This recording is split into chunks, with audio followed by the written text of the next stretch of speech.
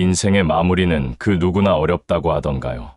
나이 들어 요양원에 가지 않기 위해 지금부터 노력해야 하며 삶의 질이 떨어지고 비참해하지 않도록 지금 할 수 있는 것을 하셔야 합니다. 노년의 행복은 걸음 걷는 것에도 행복이 있고 수명에도 자녀, 건강에도 소화 잘 시키는 것도 잠 자면서 죽게 해달라고 하는 노인들 죽음에도 행복은 있습니다. 마음이 허해지면 설 곳이 없다. 말뜻 속에 말이 있듯이요. 요양원은 자녀들이 오며 가며 쉽게 가볼 수 있고 직접 따순 밥을 해주는 곳이 좋다고 하지만 공기 좋은 숲속에 있으면 뭐가 좋을까요? 내 맘대로 산책을 할 수 있는 것도 아닌데 더구나 요양보호사가 1대1로 돌보는 것도 아니고 환자 5명당 보호사 2명이라고 합니다. 8시간 교대 근무를 하려면 3명이 필요하지요. 보호사 1명이 어르신 7.5명을 커버해야 한다는 계산이 나옵니다. 많게는 혼자 9명까지도 돌볼 수 있습니다. 큰 요양원은 보호사가 많으니까 일주일에 한 번쯤 햇빛도 쐬지만 아파트나 시장 근처나 도심에 있는 요양원은 어르신들 휠체어에 태우는 것은 고사하고 시장 구경 한 번이 어려운 것이 현실입니다. 모든 요양원이 다 친절하고 좋으면 쉽겠지만 현실은 녹록지 않습니다. 그렇다면 요양원에 가지 않기 위해 중요한 것 첫 번째가 무엇일까요? 바로 신체적인 독립입니다. 우선 혼자 걷고 혼자 움직일 수 있어야 한다는 것이 가장 중요합니다. 그러기 위해서는 관절 건강을 지켜야 하는 것이 요양원에 가지 않기 위한 첫 번째 방법입니다. 나이 지긋한 어르신뿐만 아니라 50 중반 넘은 중년에게도 해당하는 말인데요. 단순히 골절로만 생각했던 관절 통증이 크게 아플 수도 있습니다. 요양원에서 근무하는 요양보호사는 안전사고에 노인이 아주 취약하고 생각보다 아주 흔하게 일어나는 사고라고 하면서 경각심을 일깨워줍니다. 제 주변에는 낙상으로 고관절 골절을 겪고 돌아가신 친구 아버지도 계시고 주변에 60이 넘었는데 스케이트보드를 타는 사람에게 관절 조심하라면 알고 있다고 하고 또 타러 나가시는 분들도 있습니다. 이처럼 젊은 날에는 몸이 매번 한결같다고 생각들 많이 합니다. 하지만 다치고 나면 이야기는 달라집니다. 예전에 어머님이 나이 들면 한 해 한 해가 다르다고 하신 말씀이 생각이 납니다. 면역이 없는 암 환자들에게도 골절은 정말 치명적입니다. 건강한 사람이야 잠시 입원해서 쉬면 회복되지만 암 환자들 낙상이나 골절로 누워있게 되면서 합병증으로 안타깝게 돌아가신 분들 정말 많습니다. 또한 제 주변에는 주방에서 넘어지셔서 말씀도 안 하시고 혼자 며칠 앓으시다 후유증으로 몇 년이 지나니 혼자서 제대로 일어서지도 못하시는 지경까지 가신 분을 숱하게 많이 봤습니다. 관절이 아프면 지금도 행복하지 않는데 나이가 들수록 행복은 멀어지는 것 너무나 당연하다고 생각합니다. 그럴수록 첫 번째로 지켜야 하는 것이 바로 관절 건강입니다. 신체적 독립을 위해서요. 그것이 요양원에 가지 않는 첫 번째 방법입니다. 두 번째는 경제적 독립입니다. 돈은 쪼개서 살 수 있지만 외로움은 쪼개서 살 수 없다는 말이 있습니다. 정말일까요? 젊은 시절 부모님 세대 모두는 자식 새끼 자라는 것 볼 새도 없이 앞만 보고 달려왔습니다. 모두 열심히 사셨을 텐데 왜 말년이 다들 이러실까요? 노년에도 시장에서 장사하는 할머니들과 새벽에 고물을 줍는 연세 많은 노인분들을 보면 정말 가슴이 메어져 옵니다. 모두 해방과 6.25 전쟁을 겪으면서 가난과 배고픔은 자식들한테 되물림해 주고 싶지 않았던 세대입니다. 노후 대책 없이 자식들 뒷바라지에 평생을 바치고 지금은 갈 곳 없는 노인들, 그 돈 받아 쓴 자식들은 부모한테 나올 게 없으면 무관심한 것이 지독한 현실입니다. 인간사 참 슬픈 현실입니다만 누가 돈 없이 가난하고 싶은 사람이 있었을까요? 자식들은 모릅니다. 그 나이가 되어서야 느끼죠. 내리사랑은 있어도 치사랑은 없다는 말 그냥 나온 거 없습니다. 현명하게 사셔야 합니다. 노년의 요양원에서 생을 마감하고 싶지 않으시다면 경제적 독립 최소한의 생활비용을 보유하시는 게 정말 중요합니다. 우리나라는 이미 65세 이상 고령 가구의 3분의 1을 넘는 187만여 가구가 혼자 사는 1인 가구입니다. 문제는 혼자 사는 노인 10명 중 7명은 빈곤 상태라는 것입니다. 혼자 작은 쪽방을 하나 구할 때도 보증금을 낼 돈이 없어 쌀뜨물에 라면 하나로 하루를 보내는 노년이 허다합니다. 2025년이면 인구의 20%가 65세 이상인 초고령 사회입니다. 출산율 저하로 노인을 부양할 생산 가능 인구는 계속 줄어들고 자녀들은 부모 부양을 극도로 꺼리는 시대가 도래할 것입니다. 그때 가서 고민하실 건가요? 미리미리 준비하셔야 합니다. 더구나 나라가 점점 갈수록 노인들에게 친화적이지도 않습니다. 요즘 뉴스를 보면 온오프라인 할 것 없이 만연한 것이 노인 기피입니다. 차량에서 급발진했다는 뉴스 기사가 나오면 글의 내용 여부와 관계도 없이 노인을 지칭하고 비하하는 글이 난무합니다. 돈도 없고 몸도 아프고 서러운 노년을 맞을 순 없습니다. 자녀들이 결혼한다고 사업한다고 자식들에게 다 퍼주면 안 됩니다. 거지 됩니다. 이것이 노양원에 가지 않는 두 번째 방법입니다. 마지막으로는 정신적인 독립입니다. 요즘엔 노년 1인 가구가 많아 노년 우울증에 많이 걸리는 주변 지인을 보실 수 있을 겁니다. 처음에는 문자에 오타가 많이 나고 불면증이 생기고 우울증일 거라고는 생각지도 못해 엉뚱한 진료만 받다가 증세가 심해져 나중에는 다리에 힘이 없어 걷다가 넘어지거나 섭식장애, 기억력 저하까지 나타나게 되는 경우가 많은데요. 심각하신 분들은 하루 종일 잠만 자는 경우도 많습니다. 이처럼 노년기의 정신건강은 노년 인생에 정말 큰 영향을 미칩니다. 우울증 심해지면 화장실조차 가기 귀찮아집니다. 당연히 먹고 자고 씻는 기본적인 생활 관리가 제대로 안 됩니다. 그렇다고 돌봐줄 자녀가 있으면 다행이지만 묵록치도 않은 게 현실인데요. 그럴수록 미리미리 정신건강 챙기셔야 합니다. 우울증인가 걱정되는 가족이나 지인이 있다면 제발 조언하지 마시고 무조건 함께하는 시간을 많이 만드세요. 병원에 같이 가주시면 최고지만 거부할 경우 먹게 하고 씻게 하고 걷게 하는 것만으로도 도움이 됩니다. 또한 노년에는 자기가 좋아하는 것 취미는 한두 개는 배워놓으세요. 주변에 취미가 다양한 어르신은 아침 6시에 식사하고 8시까지 텃밭 가꾸고 9시부터 주식하고 3시 반까지 정신없습니다. 그 후에는 주식 관심 종목 공부하고 남은 시간은 바둑 두고 본인이 자기는 주식을 잘 배워놨다고 나이 들어서도 할 수 있는 거라서 너무나 좋아라 합니다. 다음으로는 비교와 욕심을 버리세요. 주어진 인연에 맞게 살면 그게 좋은 거 아닐까요? 꼭 뭘 해야 한다는 강박에서 벗어나 보세요.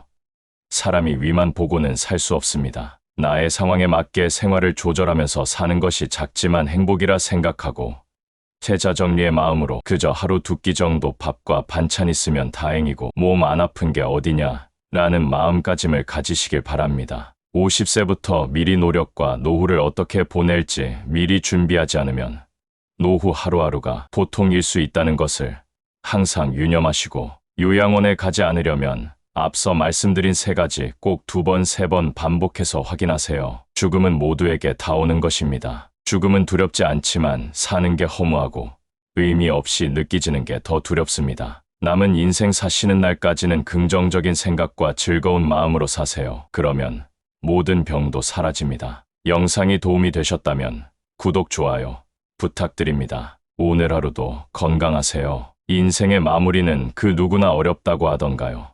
나이 들어 요양원에 가지 않기 위해 지금부터 노력해야 하며 삶의 질이 떨어지고 비참해하지 않도록 지금 할 수 있는 것을 하셔야 합니다. 노년의 행복은 걸음 걷는 것에도 행복이 있고 수명에도 자녀 건강에도 소화 잘 시키는 것도 잠 자면서 죽게 해달라고 하는 노인들 죽음에도 행복은 있습니다. 마음이 허해지면 설 곳이 없다. 말뜻 속에 말이 있듯이요. 요양원은 자녀들이 오며 가며 쉽게 가볼 수 있고 직접 따순 밥을 해주는 곳이 좋다고 하지만 공기 좋은 숲속에 있으면 뭐가 좋을까요? 내 맘대로 산책을 할 수 있는 것도 아닌데 더구나 요양보호사가 1대1로 돌보는 것도 아니고 환자 5명당 보호사 2명이라고 합니다. 8시간 교대 근무를 하려면 3명이 필요하지요. 보호사 1명이 어르신 7.5명을 커버해야 한다는 계산이 나옵니다. 많게는 혼자 9명까지도 돌볼 수 있습니다. 큰 요양원은 보호사가 많으니까 일주일에 한 번쯤 햇빛도 쐬지만 아파트나 시장 근처나 도심에 있는 요양원은 어르신들 휠체어에 태우는 것은 고사하고 시장 구경 한 번이 어려운 것이 현실입니다. 모든 요양원이 다 친절하고 좋으면 쉽겠지만 현실은 녹록치 않습니다. 그렇다면 요양원에 가지 않기 위해 중요한 것 첫 번째가 무엇일까요?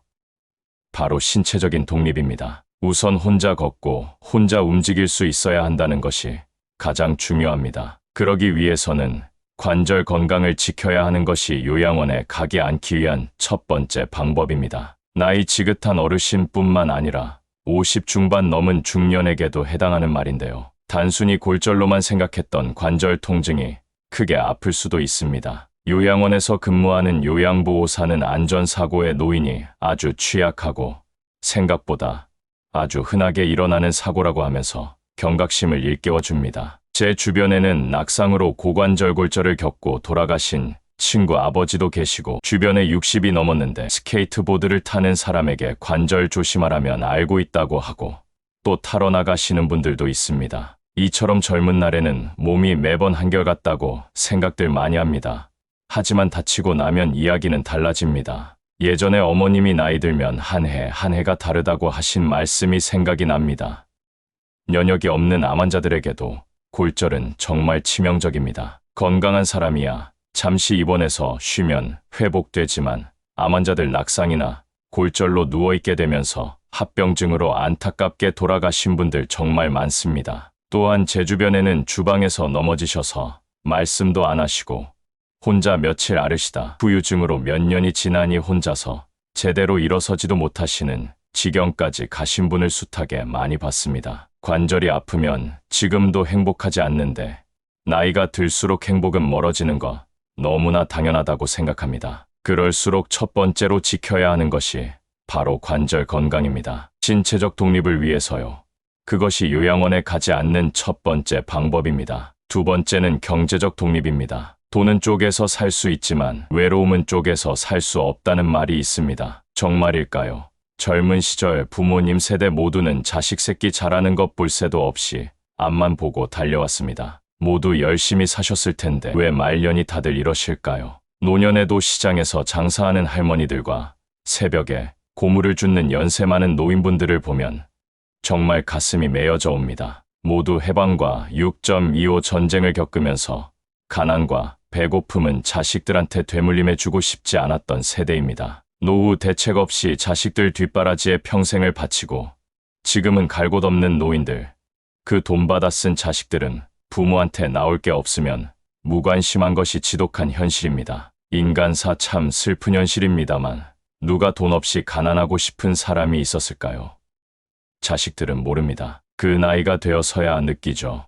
내리사랑은 있어도 치사랑은 없다는 말 그냥 나온 거 없습니다. 현명하게 사셔야 합니다. 노년의 요양원에서 생을 마감하고 싶지 않으시다면 경제적 독립 최소한의 생활비용을 보유하시는 게 정말 중요합니다. 우리나라는 이미 65세 이상 고령 가구의 3분의 1을 넘는 187만여 가구가 혼자 사는 1인 가구입니다. 문제는 혼자 사는 노인 10명 중 7명은 빈곤 상태라는 것입니다. 혼자 작은 쪽방을 하나 구할 때도 보증금을 낼 돈이 없어 쌀뜨물에 라면 하나로 하루를 보내는 노년이 허다합니다. 2025년이면 인구의 20%가 65세 이상인 초고령 사회입니다. 출산율 저하로 노인을 부양할 생산 가능 인구는 계속 줄어들고 자녀들은 부모 부양을 극도로 꺼리는 시대가 도래할 것입니다. 그때 가서 고민하실 건가요? 미리미리 준비하셔야 합니다. 더구나 나라가 점점 갈수록 노인들에게 친화적이지도 않습니다.